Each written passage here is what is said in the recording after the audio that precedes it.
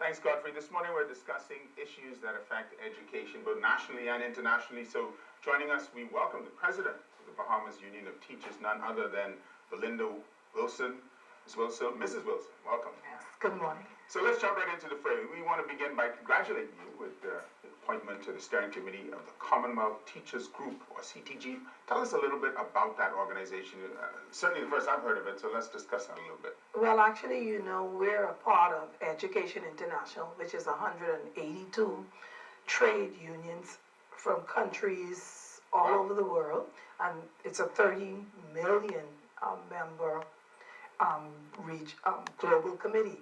And 30 million strong. Yeah, 30 million strong. So when you see the union step out in the Bahamas, we're not alone. We have 30 million backing us.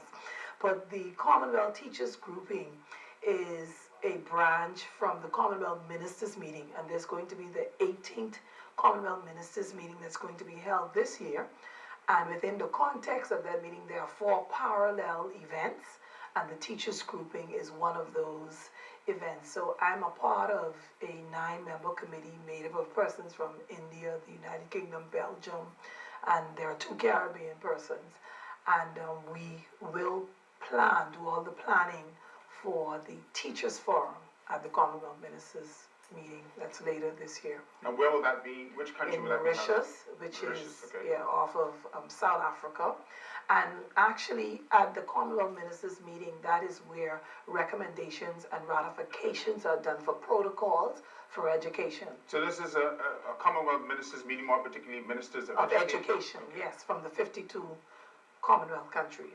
It's interesting stuff. So at the end of the day, are you preparing some sort of portfolio or package for the attention of the government? Well, emanating out of the teachers group, we then send on draft recommendations to the Ministers Forum, and outside of that Ministers Forum is where we have a ratification similar to the recruitment protocol that speaks to what are the rules and regulations, what should happen when teachers are recruited from the 54 countries. So there are a lot of bilateral agreements between countries.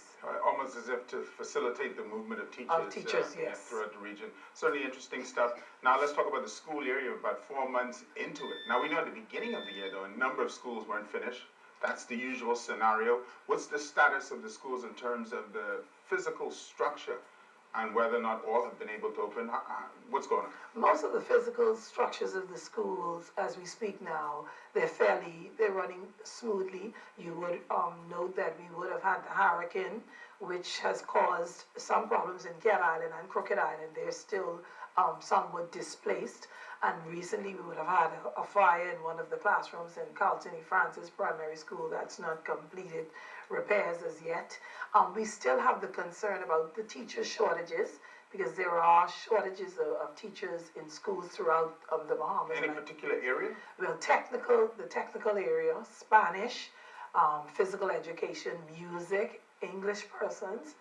And we really need to, as a country, look at how it is that we're going to train our persons to take over in education. It's interesting stuff. They've had scholarships to be a teacher for, time immemorial, it almost seems. What is it about the profession that's not attracting persons in sufficient numbers? Well, I must say the persons that take advantage of the scholarships are mostly persons who are generalists. The College of Bahamas produces a lot of generalists. The specialist areas, that's our problem. The other thing is teaching is not attractive because, and we might as well get to the bottom line, the salaries are not attractive.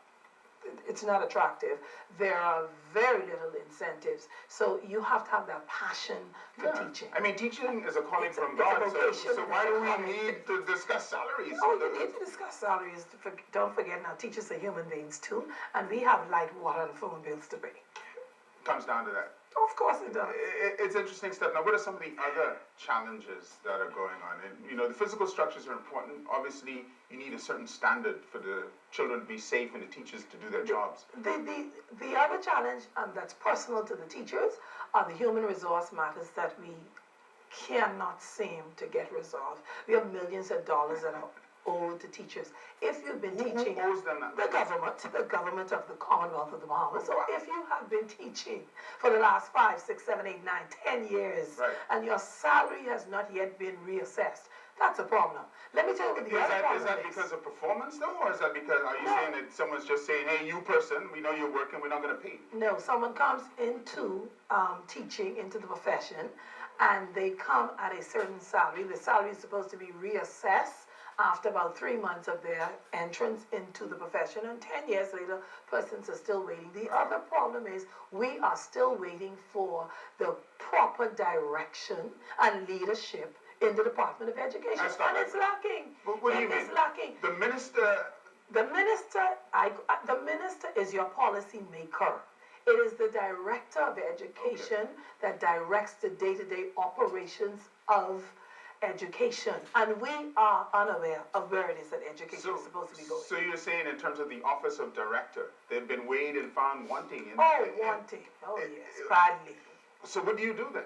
No, what we do I mean, is, what does the Bahamas Union of Teachers propose given this lack of direction from the director's office? well, I can say to you, we've done ad nauseum.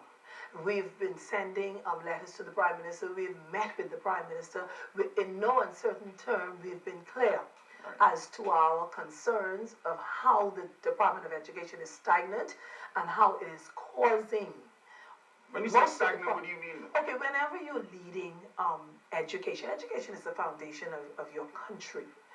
And whenever you have someone that's leading that area and they've not articulated for you the direction that you're going to go, how it is that you're going to get there, what is the strategic plan, what is the timelines that you're going to use, who are the persons who are going to be responsible for making sure that we're successful in education. The other thing is we're not moving technologically. By now, when you talk about the one teacher in Long Key with 3 students, that teacher should not be able to teach her students when you talk about computerization and Skype, and that teacher should be able to log on and observe someone else that's teaching a subject that he or she may have a difficulty teaching. We do not, whenever the BJC and the BGCSE and the GLAD examinations are completed, we do not have an assessment of what are the weaknesses, what are the strengths, and what it is that we're going to do. There needs to be restructuring in education. There needs to be decentralization. There is so much that needs to happen in education, and every day I just lament the sad state of the department and the Ministry of Education, and there has to be change. A change has to come, and very soon. Hold on, man. Change is coming. But listen, what I lament is not having sufficient time to discuss these things with you further. Because I was just getting started, but congratulations to you. Thank you. Madam President Wilson. We look for great things. Hopefully when you come back, we can get into some of the more objectives for the rest of the year for the B.U.T. Thank you very much. And you'll get the policy document. Yes. You're watching Bahamas at Sunrise, where our policy is clear. We're here just for you. Stay with us.